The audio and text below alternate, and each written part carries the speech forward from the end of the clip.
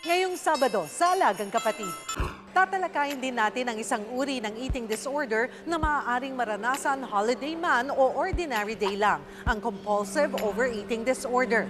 Prone yung mga nagkaroon ng history ng trauma, abuse, or nagkaroon ng history ng lungkot or depression. Para mas maintindihan po natin ang ating paksa ngayong tanghali, magkakasama natin si Dr. Reginald Afroilan, isa po siyang psychiatrist mula sa National Center for Mental Health. Magandang tanghali, Doc, and welcome po sa Alagang Kapatid again. Magandang tanghali, Cheryl. Okay, ngayong holiday season, masarap kumain, di ba, Dok? Kaliwat ka na ng kainan. Pero may tinatawag tayong COD or Compulsive Overeating Disorder. Ano po itong kaibahan nito doon sa the usual na matakaw tayo pag ganitong holiday season? Ito yung paulit-ulit na pagkain ng abnormal o mas maraming dami ng kinakain natin sa loob ng isang linggo. Hindi ka pa nakakaramdam ng gutom, gusto mo nang kumain ng maramihan, then kahit busog ka na, pakiramdam mo pa rin, gusto mo pa rin kumain. Kasi pag kumakain ka, nakakaramdam ka ng saya, nakakaramdam ka na nawawala ang tension mo, nawawala ang lungkot mo. Dok, dito po sa ganitong kondisyon, sino po ang mas mataas ang risk? Pareho naapektuhan ng mabait lalaki. Kaya lang, mas prone talaga yung mga babae magkaroon ng ganitong kondisyon. Then, sa mga babae naman, mas prone yung nasa age more than 20. Kasi nga, doon nagsisingkin ng depression. Ano yung mga dahilan? Nagkaroon ng history ng trauma, abuse, or nagkaroon ng history ng lungkot or depression. Minsan, meron din sa pamilya. Namamana mo to mula sa pamilya mo. Meron din tayong tinatawag na hormonal imbalance. So kailangan, Doc, ay i-acknowledge ng isang may katawan na may ganito siyang kondisyon. Hindi pwedeng in denial kasi pwedeng wala lang, gusto ko lang kumain or gutom lang ako talaga. Actually, alam ng mga taong may compulsive overeating disorder na meron silang problema. Kaya usually nakikita natin silang kumakain mag-isa. Doon mapapansin na mabilis silang kumain, nahihiya sila ipakita sa maraming tao kung gaano sila karaming kumain. Mapapansin natin, nagkakaroon silang tinatawag na cyclical dieting. Okay. Minsan, tumataba, tapos magugulat na lang tayo, biglang nawawala, biglang pumaya. Tapos maya-maya, bumabalik na naman yung laki nila. At yung magsisimula ka ngayon mag-diet. Pero yung diet mo, pansamantala lang. Dahil kapag wala na nakatingin, babalik ka na naman sa normal na ginagawa mo. Dahil kasi yun ang nakakasaya sa'yo. Kaya nga, ang mahirap kasi sa kanila, addicting yan. Ano po ang kaibahan ng COD dito sa gluttony at saka yung stress eating natin? Pag yung compulsive overeating disorder, it's a way to relieve the tension. Kaya mo ginagawa siya. Kahit busog ka na, pilit ka pa rin kumakain. Dahil kasi yun ang nakakapagpasaya sa'yo eh. Yung gluttony, it's a way of hyperacting. Ina-hyper mo yung pagkain ng marami to the point na wala ka nang ginagawang ibang bagay, kundi kumain lang. Walang purpose yan. Kain ka lang ng kain. Yung stress eating, nakakaramdam ka lang busog, tumitigil ka na. Kasi busog ka na eh. Mas papaintindi po natin sa ating mga kababayan, ano ang naglalaro sa ating utak? Mostly kasi, main role ng tinatawag nating serotonin sa norepinephrine is yung tinatawag nating happy hormones o yung mga happy neurotransmitters. Once na mataas ang level ng serotonin and norepinephrine sa katawan natin, doon tayo nakakaramdam ng saya. Kaya lang, pag kumonte o nawala, doon na nagsiset yung tinatawag nating lungkot, doon na nagsiset yung tinatawag nating anxiety o yung panic attack. Na magre-remind na naman tayo yung mga panahon na ikaw ay malungkot. Kaya ngayon, hahanap at hahanap ka ng way para maibsan. Usually, serotonin and norepinephrine can be supplemented by increase in your diet. Okay, paano po ang pagsusuri para ma-confirm itong kondisyon na to? Unang tingin natin, medyo masyadong mataas yung BMI nila, yung nasa tinatawag nating obese type ang pagkataba nila. Then after that, titingnan natin sa history nila kung ano meron, kung bakit naging ganito ang habit mo. Then, pangatlo, based sa physical appearances, kung ano pa yung mga kailangan na suriin. Pwedeng through laboratory test, mataas ang kolesterol, mataas ang triglycerides, o nagkakaroon ka ng problema sa atay, sa puso, at sa kidney na rin. Paano po ang nagiging gamutan, Dok? Ang pinaka-primary na gamutan natin is yung tinatawag nating psychotherapy. Yung tinatawag nating cognitive behavior therapy. Inaalam natin yung pinaka core problem niya. Meron din tayong tinatawag na pharmacotherapy o nagbibigay tayo ng gamot. Pinapabagal niya yung pag-dissolve ng serotonin sa utak natin. Then ngayon, meron ng mga self-help groups, yung mga naka-recover na. Gumagawa sila ng grupo nila para tulungan yung mga taong katulad nila dati. Pag po ito ay napabayaan, Dok, saan po maaaring mauwi? The most common na nakikita naming komplikasyon is hypertension. Kasi through increased ang cholesterol mo sa katawan, pag naapektuhan ng puso mo, mostly commonly sa mga mataas ang blood pressure, yung tinatawag nating stroke din.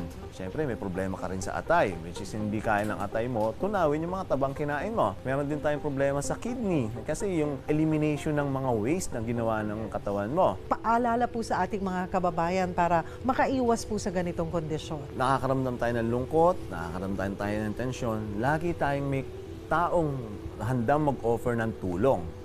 Laging may mga doktor, laging may mga hotline na pwede kong tawagan para at least maibsan yung nararamdaman mo. Doc, thank you for joining us. Maraming salamat muli, Sheryl. Mga kapatid, tandaan po ang lagi naming paalala sa inyo. Tamang kaalaman ang pinakamabisang sandata para mapangalagaan ang ating kalusugan at makaiwas sa anumang karamdaman. Marami pa po tayong pag-uusapan, huwag po kayong bibitaw. Magbabalik pa ang Alagang Kapatid. Ngayong umaga sa Alagang Kapatid. Pagkatapos naman ng binge eating and drinking ng holiday season, palalimin po natin ang ating kaalaman ukol sa fatty liver disease. It happens when the liver is overwhelmed by big volume of fats that's coming, and they say that it's really associated with obesity.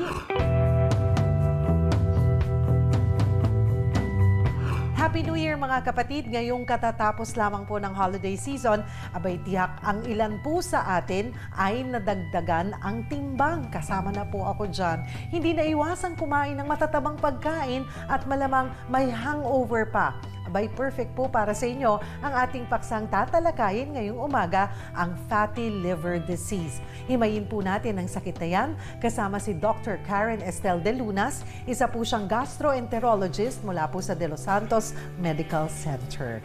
Magandang umaga, Doc. Happy New Year and welcome po sa Alagang Good Kapatid. morning and Happy New Year sa'yo, Sheryl. Fatty liver, so liver ang nababalutan ng taba. Pero refresher course lang, Doc, ano po ba ang function ng ating liver? Ang ating atay or liver is the largest organ sa ating katawan. And it's responsible for different important processes in our body. So, isa na dyan yung paggawa or pag-synthesize ng different proteins. Ang mga clotting factors, which is essential sa pagpapaampat ng pagdurugo. And it also is vital in different processes like synthesis of carbohydrates, lipids or fats, proteins. It also supplies energy to the body, such as kung kailangan na natin ng energy, the liver will break down the stored fats, which will be converted eventually to glucose. Pero pag sinabi na po nating fatty liver, paano po nangyayari ito? Fatty liver means the accumulation ng fats sa loob ng mga liver cells. Okay, it happens when the liver is overwhelmed by the volume or big volume of fats that's coming from our diet. And they say that it's really associated with obesity or yung mabigat na timbang, sa diabetes, and also very important sa alcohol intake. May uri po ba ng fatty liver, Doc? Actually, there are. Ang isa dyan is related to alcohol, which is alcoholic fatty liver.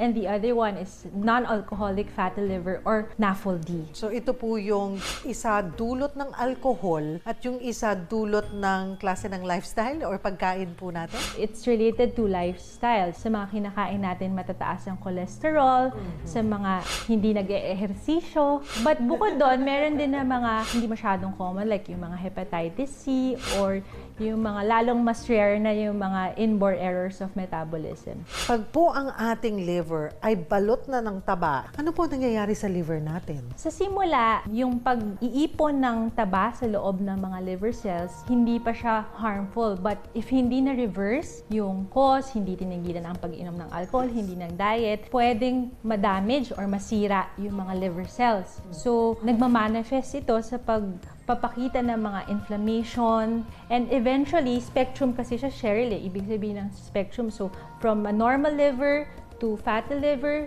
to inflamed liver hanggang sa maging cirrhosis siya. May mga senyales and sintomas po ba na posibleng nagsisimula na po o nagde-develop na ng fatty liver disease ang isang tao? Honestly, most of our patients come to us for a totally different indication. No? So, nakikita lang siya incidentally. So, karamihan sa kanila, walang sintomas pertaining to the fatty liver.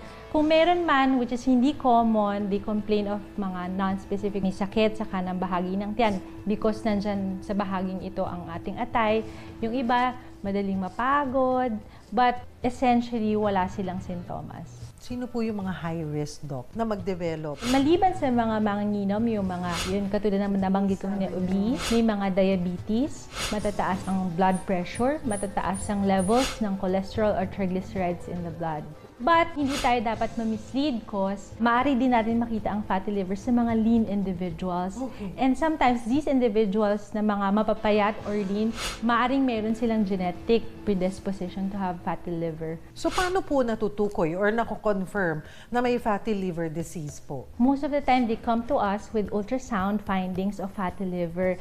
And when we get their history, in-examine namin sila, kaakibat ng mga blood tests, katulad ng mga ALT, AST, or mga SGPT, SGOT, dito namin na-diagnose ang fatty liver. Pag natukoy na po, paano na natin sisimula ng gamutan? Contrary sa knowledge ng karamihan, ang gamutan ng fatty liver would be really diet and exercise. So, dapat ang goal natin with diet and exercise would be to lose weight, of course. Meron mga available na mga gamot, but the studies are very limited. Diet and exercise would be the mainstay of treatment for fatty liver. Pero kung hindi sineryoso, Doc, saan po maaaring mauwi pag napabayaan ang fatty liver disease? Pwede siyang mauwi to cirrhosis. Ang cirrhosis ay ang kinahantungan ng atay kung saan para na siyang peklat, yung buong atay na ay matigas.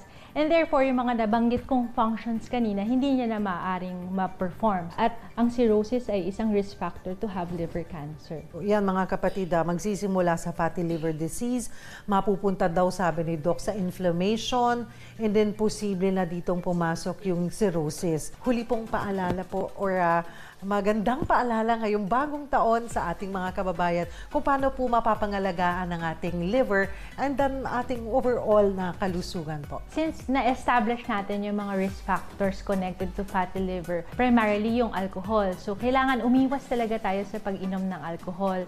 Pangalawa na dyan, dapat maging conscious tayo sa ating diet o sa ating mga kinakain. So, yung mga makokolesterol na mga pagkain, mga prito, mga oily foods, kailangan natin silang iwasan lahat. And if we have yung mga comorbidities katulad ng hypertension, diabetes, kailangan nating sumunod sa payo ng ating doktor kasi kailangan makontrol. So, uminom tayo ng gamot natin para sa high blood, inumin natin ng gamot natin para sa diabetes. So, we have to control lahat. Dr. De Lunas, marami pong salamat sa inyong oras. Thank you very much, then. Mga kapatid, huwag po ninyong kalimutan ang lagi po naming paalala. Tamang kaalaman ang kailangan para patuloy na mapangalagaan ang ating kalusugan at makaiwas sa anumang karamdaman.